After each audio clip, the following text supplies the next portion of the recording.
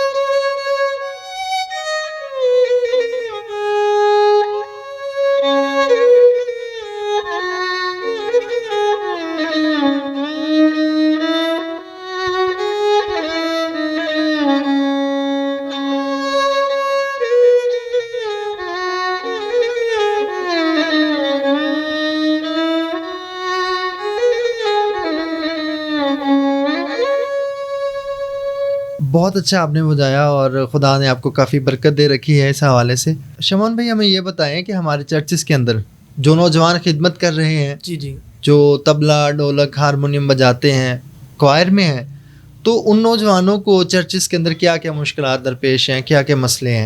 Actually उनको मुश्किलात का काफ़ी सामना करना पड़ता है। जैसे कि मिसाल के तौर पे इतनी मेहनत करके एंड पे जाकर कहते हैं जी गॉड ब्लेस यू, खुदा आपको बरकत दे। देखिए उन्होंने इतने सालों से मेहनत की है, जब उनको कुछ देने की बारी आती है वो कहते हैं खुदा से मांगे, हमने भी खुदा से मांगा है। हालांकि बेसिक ये गलत है, ऐसा नहीं करना चाहिए। उनको अप्रिशिएट करना चाहिए ताकि आगे और डेवलपमेंट उस बच्चों में आए, नौजवानों में। लेकिन जो कि यहाँ से ये लोग जो है डिग्रेड होते हैं, बच्चे जो भी नौजवान हैं वो डिसहार्ड हो जाते हैं। ऐसा नहीं करना चाहिए। तो जनाब आपने कोई हिकमत अमली अपनाई, या हमें बताएं कि हम क्या हिकमत अमली अपना सकते हैं, क्या कर सकते हैं कि हम नौजवानों के लिए एक रास्ता पैदा करें, या उनके लिए क्या खिदमात हम अंजाम दे सकते हैं? बहुत अच्छा भाई ने सवाल किया, मुझे बहुत खुशी हुई। एक्चुअली काफ़ी लोग जो हैं बच्चों को डिग्रेड करते हैं कि यार एनू की आंदा है, या दूसरा चेंज कर लो। जैसे टिश्यू जैसे यूज़ करते हैं, ऐसे यूज़ करके बाद में फेंक देते हैं। ऐसे नहीं करना चाहिए, उनको अप्रिशिएट करना चाहिए ताकि वो कल को खुश हों। दोबारा जाना हमने चर्च, वापस जाना है, खुदा के घर दोबारा जाना हमने। और काफ़ी बच्चों को मैंने फ्री ऑफ कॉस्ट टीच किया है कि नहीं यार कोई बात नहीं, खुदा का काम है, ये दिया करो ताकि तुम्हें भी दिया जाए। बड़ी खूबसूरत बात आपने की। जैसे कि यसुम मसीह ने हमें बताया कि दिया करो तुम्हें भी दिया जाए, तो इसका मतलब यही नहीं कि हम लोगों को रुपया पैसा दें या कुछ खाने पीने वाली चीज़ें दें। आपने हमें बहुत अच्छा ये सबक दिया है कि हम जो कुछ हमारे पास है, हुनर है, कपड़ा है, रुपया पैसा है, अगर हमें मिला है तो हम भी दूसरों को दें। बिल्कुल बिल्कुल। मैं आपको अप्रिशिएट करता हूँ कि Thank you आपने so इतना much. खूबसूरत इनिशिएटिव लिया कि आप बच्चों को सिखाते हो, वो फ्री ऑफ कॉस्ट। जैसे कि आज के दौर में नामुमकिन सा लगता है कि हर घर की अपनी ज़रूरियात हैं। तो शमान भाई, जब आपने चर्च में बच्चों को सिखाना शुरू किया, जी जी कोई ऐसा बच्चा मिला कोई जिसके अंदर आपको लगा कि यार ये आगे बढ़ेगा? जी जी, बहुत ज़्यादा। बहुत ज़्यादा। हाँ जी, हाँ वैसे तो मेरा प्रोफेशन ऐसा है, जैसे मैं गिटार वॉल्यूम टीच करता हूँ, आप सब जानते हैं।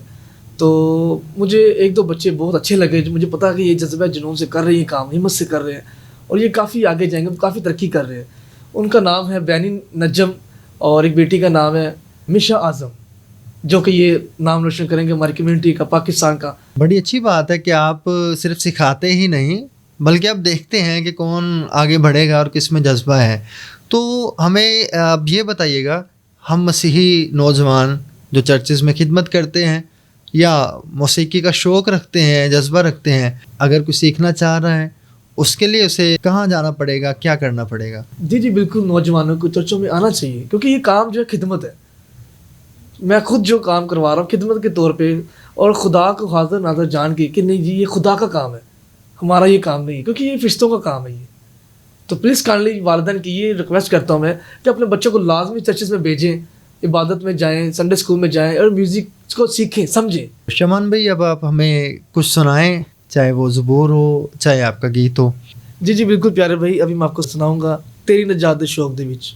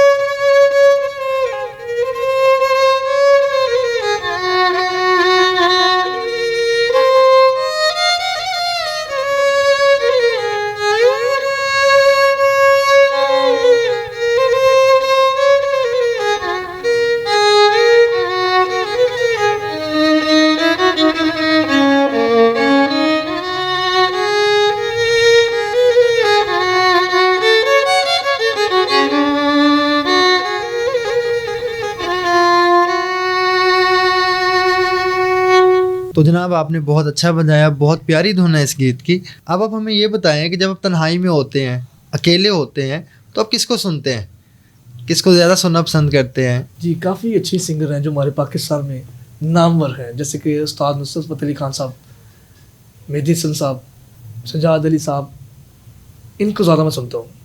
तो जनाब आप जो कि बताया आपने, ये दो ऐसे नाम हैं कि जिन्होंने दुनिया मौसीकी में बड़ा नाम कमाया, और आपने हमें गीत सुनाए, ज़बूर सुनाए, तो हमें कोई क्लासिकल में सुना दें, कोई राग या कोई चीज़ अता की दें। जी नाज़रीन, मैं आपको ये सुनाऊँगा, 500 का राग है मालती, जाने कहाँ गए वो दिन।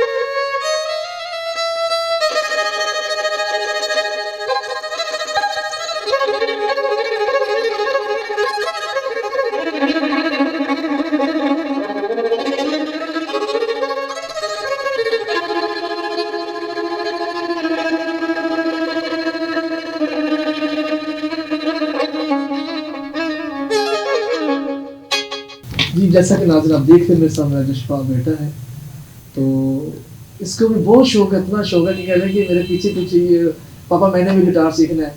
तो जैसा कि आप देख भी रहे हैं कितना छोटा सा ये 4 साल का ये, और अभी आपको 2-3 कॉर्ड प्ले करके दिखाएगा ये। देखिए कितना शौक है इसका। Good, watch, wow, good, thank you so much. ऐसे आप भी अपने बच्चों को लाजमी चर्चेस में भेजिए ताकि वो भी सीखें। शमन भाई, जैसे कि आपने हमें राग सुनाया, बहुत एहसन और ख़ूबसूरत तरीके से आपने इसको निभाया, और इख्तिताम में मैं आपका शुक्रगुज़ार हूँ कि आप तशरीफ़ लाए, आपने कीमती टाइम निकाला और आप हमारे स्टूडियो में तशरीफ़ लाए। जी, मैं बहुत शुक्रगुज़ार हूँ, आपने मुझे इनवाइट किया और बड़ा अच्छा लगा मुझे सारी टीम से मिल के, आपसे। फर्स्ट ऑफ ऑल तारिक भाई का थैंक यू सो मच, जिन्होंने ख़ास तौर पे मुझे कहा कि नहीं आपने लाजमी आना। Thank you so much. नाज़रीन, ये थे हमारे आज के मेहमान जनाब शमान यूनुस साहब, जिन्होंने हमें मौसीकी के बारे में बताया, हमें ऐसी ऐसी धुनें बजा के सुनाई, और हमें ये बताया कि हमारे चर्चेस के अंदर नौजवानों को बतौर म्यूज़िशियन काम करना चाहिए, और जो नौजवानों को मसाइल दरपेश है उन पर उन्होंने बात की। आज का एपिसोड अपने अख्ताम को पहुंचा, मुझे दें इजाज़त। मैं आपका मेज़बान नुमान जोसेफ, फिर मिलेंगे एक नए पॉडकास्ट के साथ।